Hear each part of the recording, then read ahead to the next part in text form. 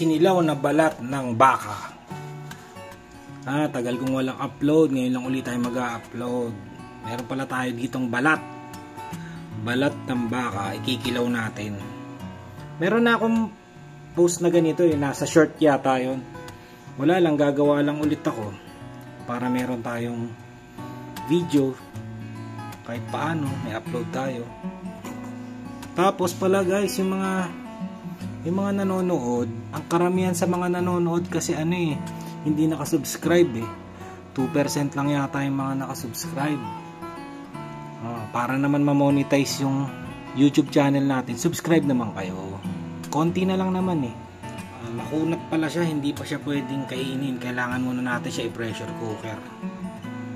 Pero napakaluan na to.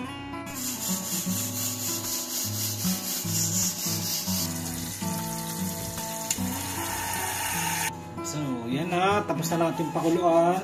Siguro mga 20 minutes natin na pakuluan. Init. Ayan, malambot na. Parang nasobrahan yata sa lambot Ay, nagugas ako ng kamay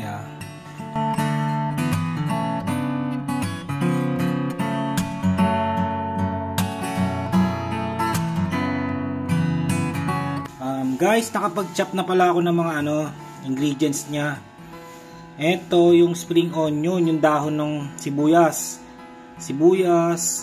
luya at saka siling labuyo. Tapos ito kalamansi.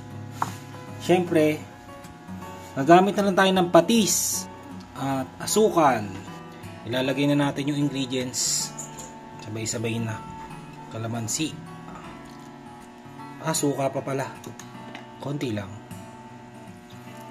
Hindi naman malansa yan Tapos patis. Dagdagan na lang natin pagkakulang. Konting asukal. Konti lang. Syempre, paminta.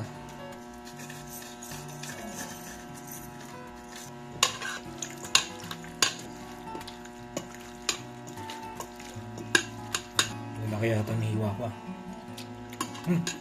Kulang pa. Dagdagan na lang natin ng asin. Asin. Pag napasobra sa asin, dagdagan uli natin ng suka.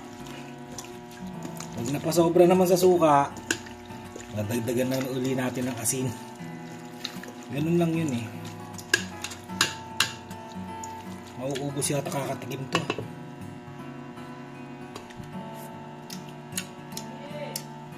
Ayan, okay na. Sakto na.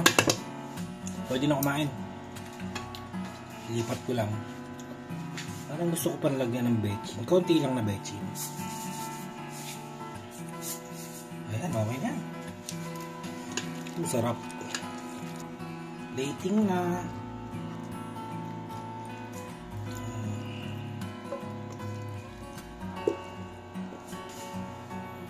Natin.